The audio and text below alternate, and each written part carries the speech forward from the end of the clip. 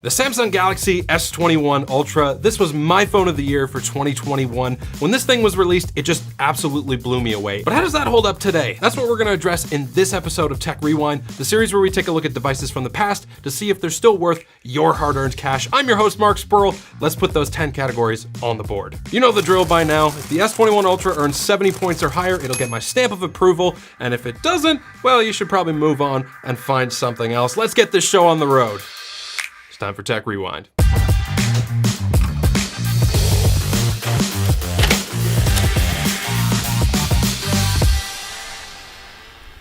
Category numero uno is design, and man alive does this phone still look good. The first time I had this phone, it was like a matte black color, and don't get me wrong, that thing looked awesome, but I wished for the version that I have now in this phantom silver color. It really pops, and the second the light hits it in the right way, it has this orangey highlight to it. This phone has a lot of cameras on the back that might trigger someone's trypophobia, but I still really like the overall look. It's pretty unique, and the front side is even better. Very minimal bezels, minus that slightly bigger chin at the bottom, and just a tiny little hole punch in the middle for the absolutely fantastic front-facing camera, but more on that later. Now, I've never really been the biggest fan of curved edges on phones, but this one is subtle, tasteful even.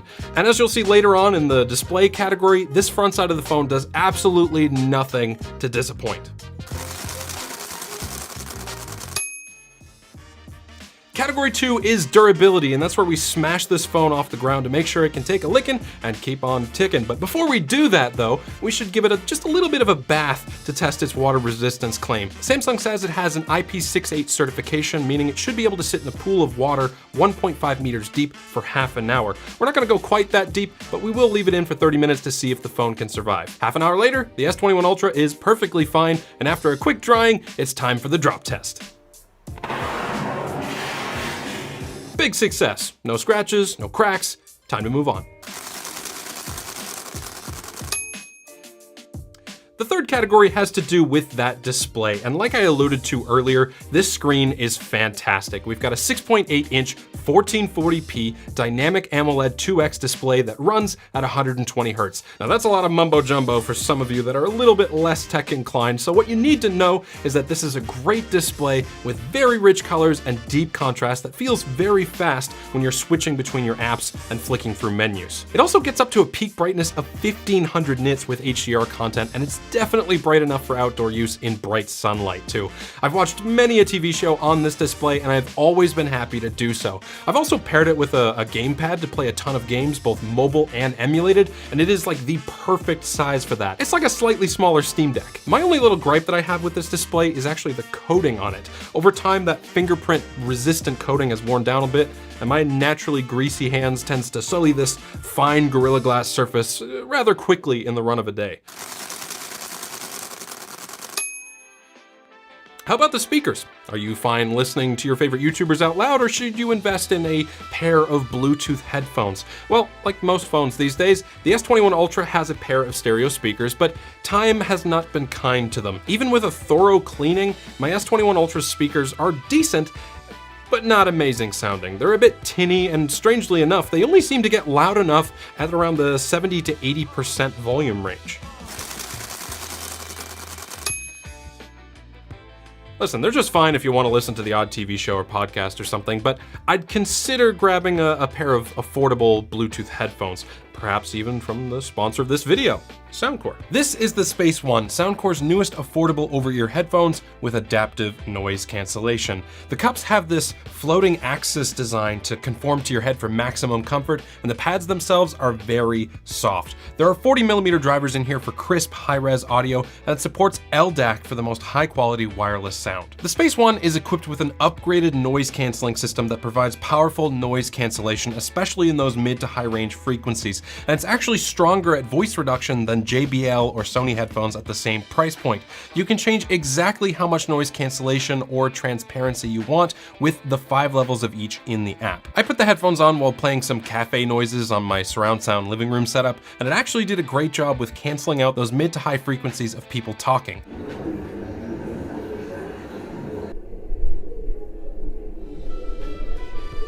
These headphones also have a crazy amount of battery life, up to 40 hours of playback with the noise cancellation on, or 55 hours with the cancellation off. The Soundcore Space ones come in 3 different colors, and you can get them today by clicking on the link in the video description below. Category number 5, and here's where things starts to get juicy. It's performance time. The S21 Ultra comes with either a Snapdragon 888 or an Exynos 2100. Try and get the 888 if you can. I've heard a little bit of mixed reviews about the Exynos version. My model has 12 gigs of RAM and it still runs just like the day it was released. It's very quick, very snappy with that 120 Hz display, and I've had virtually 0 bugs related to performance. That's one good thing about a mature product in the tech space. Most of the bugs were ironed out a long time ago. It ran a Geekbench 6 score of 1505 in single core and 3683 in multi-core. And while synthetic benchmarks aren't always the best measure of how well a phone can perform, that's still a pretty decent score. All of my usual games ran perfectly on it with no noticeable frame dips, and I was even able to crank up the resolution of my emulated games in Dolphin without any issues. Super Mario Strikers never looked so good.